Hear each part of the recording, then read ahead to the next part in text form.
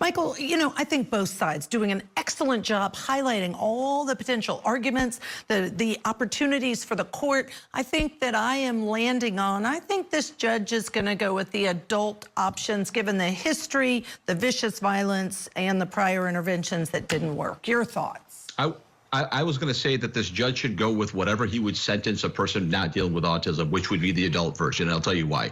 Because at the end of the day, by sentencing him that way, he should not get a break by having autism, right? He should not. He's not like a nonverbal autistic person.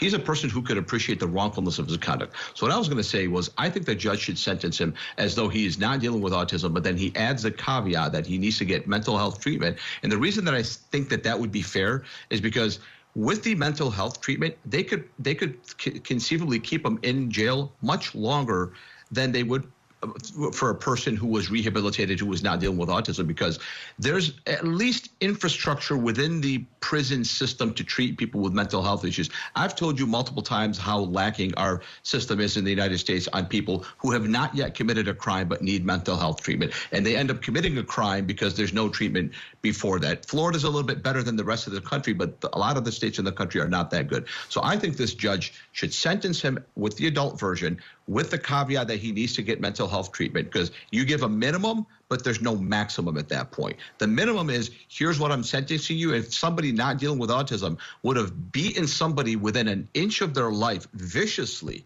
right, I would sentence them to X, whatever, 15 years. I know the minimum is 3.5, 15 years, 10 years. This is how I would sentence them because of the depravity of the conduct. And I'm not going to give you a break because you're autistic. And oh, by the way, you need to get treatment. So that's what I think, Judge Ashley. All right. Yeah, fair enough. And again, I don't think juvenile covers it. I think you want to have control of him.